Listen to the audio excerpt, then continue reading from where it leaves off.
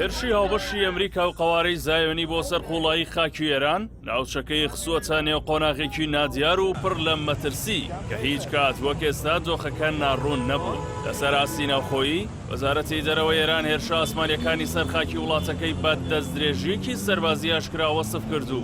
داوای لە ئەنجومەنی یاساییی نێودەوڵەتی وڵاتانی ئیسلامی و ناوچەکە کرد بە توندی ئەم هێرشانە سەرکۆنە بکەن و هەنگاوی بە پەلەو بە کۆمەڵ بنێن بۆ ڕێگری لەو هەڕەشانەی کە ڕوبەڕووی ئاشتی و سەقامگیری ناوچەکە و جیهان بووەتەوە.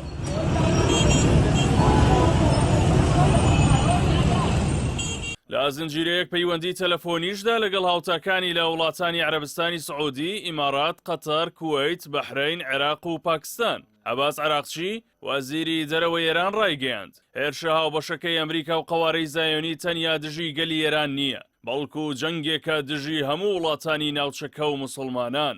عەراقچی هۆشداری توندی دایە وڵاتانی دراوسێ کە ڕێگە نەدەن خاک و ئاسمانیان بۆ هێرشکردنە سەر ئێران بەکار بهێنرێت. بە پێچەوانەوە هەر شوێنێک ببێتە سەرچاوەی هێرش دەبێتە ئامانجێکی ڕەوای هێزە چەکدارەکانی وڵاتەکەی.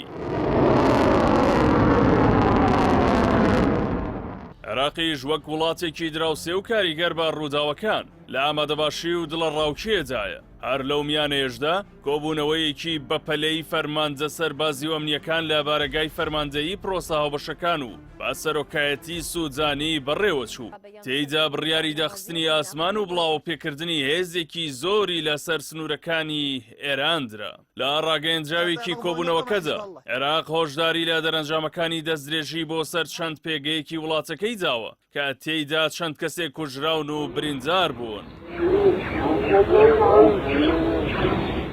لە هەمان کاتدا پەیامێکی ئەمریکی گەیشتووەتە عێراق کە هۆشداری دەداتە گروپە چەکدارەکان لە ئەنجامدانی هەر هێرشێک. لایەنە سیاسیەکانی وەک حیزبی داعوەش هۆشداری دەدەن کە عێراق لە حاڵەتی هەوڵدان بۆ ڕووخاندنی دەسەڵاتی ئێران یان بە ئامانجگرتنی ڕێبەری باڵا بێجەنگ نابێت.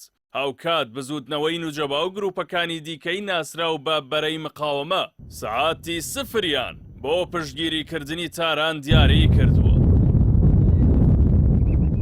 کاردانەوە نێودەوڵەتیەکانیش لە سەر کۆنەکردنەوە تا دڵە ڕاوکی هەڵکشاون. رووسیا هێرشەکەی بە شەڕەنگێزیەکی بێپاسا وەسف کردو. واشنتۆن و تەلەبیبی بە بەرپرسیاری تێکدانی سەقامگیری ناوچەکە و دروستکردنی کارەساتی مرۆیی تۆمەتبار کرد.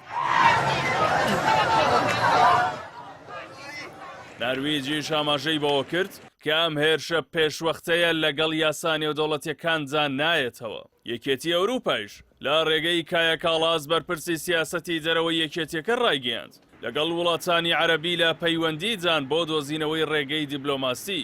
پێترۆ سانچێز سەرۆکوەزیرانی ئیسپانیاش لەگەڵەوەی دژایەتی وڵاتەکەی بۆ کارەکانی دەسەڵاتی ئێران و سوپای پاسداران نیشاندا داوایشی کرد بە پەلە ئاستی گرژەکان کەم بکرێتەوە و ڕێز لە یاسا نێودەوڵەتیەکان بگیرێت. ئەم پەرەسەندە نوێیە تەنیا پێکدادانێکی سەربازی نییە، بەڵکو گۆڕانکاریەکی ڕیشەیە لە هاوسەنگیەکانی هێز لە ناوچەکەدا. جیهانیش چاوەڕێی کاتژمێرەکانی داهاتووە کە ئایا ناوچەکە بەرەو جەنگێکی گشتگیر دەچێت یان هەوڵە دیبلۆماسیەکان دەتوانن ڕێگری لە کارەساتێکی گەورەتر بکەن.